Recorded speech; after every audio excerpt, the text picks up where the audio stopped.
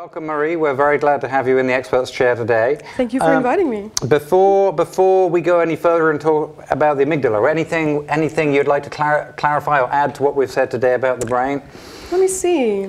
Well, would you know about a real-life example of memento, for instance? Okay, no, tell us about that. Okay, so the example that Dr. Pennebaker was telling us about earlier with Dr. Penfield's research, with the stimulation, the individual who had intractable epilepsy, that was HM, who actually, throughout the course of that surgery, had his hippocampus removed, and then was basically a prime example of someone who was like memento. And so what's it like living like that? So he could not form any new memories, so every day was a brand new day. He would wake up in the morning, his physicians would come and ask him questions. He had seen them the day before, and they would have to introduce themselves to him every single day. He'd say, hi, and he'd be like, oh, great to meet you. I've never seen you before.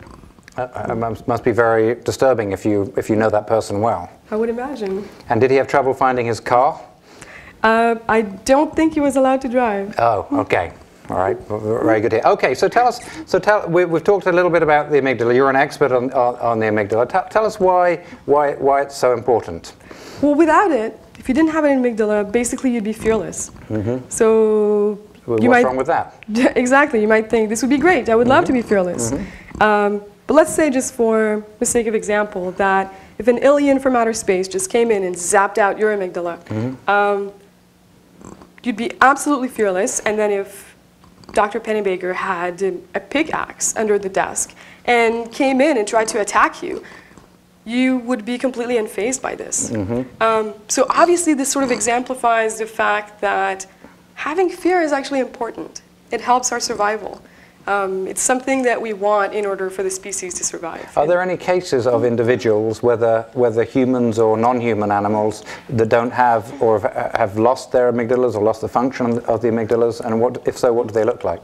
Certainly there are case studies, and then the animals would be completely fearless and engage in really reckless behavior.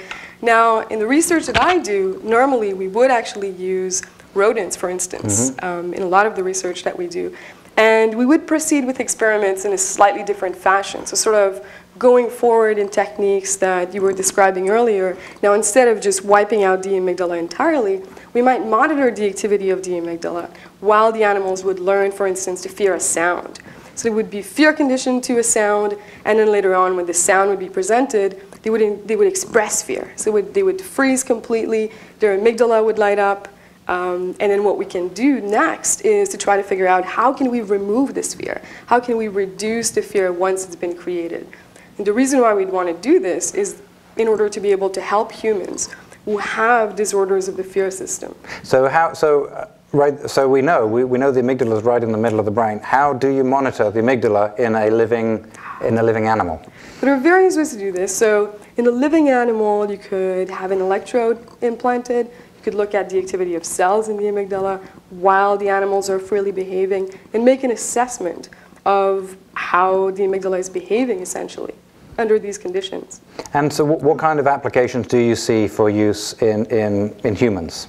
So when we think about disorders of the fear system in humans, this would span all of the anxiety-related disorders. So you can think phobias would be very much based on disorders of the fear system, as well as post-traumatic stress disorder, one that is, I think, very important. It is PTSD for short, one that is in, I think, dire need of new tools to try to attenuate fear memories. So the idea is that you'll do these studies and you'll learn how you can make.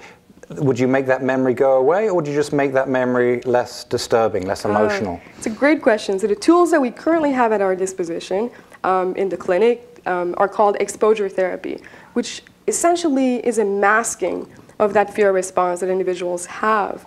It's good, it works in a number of people, but often what we have is a case of the fear memory coming back and taking over, because fear memories are very potent. So now what researchers are trying to do, myself included, is trying to come up with ways that are a little bit more persistent in tackling the memory at the source. So modifying this original memory, this original fear memory that's localized in the amygdala.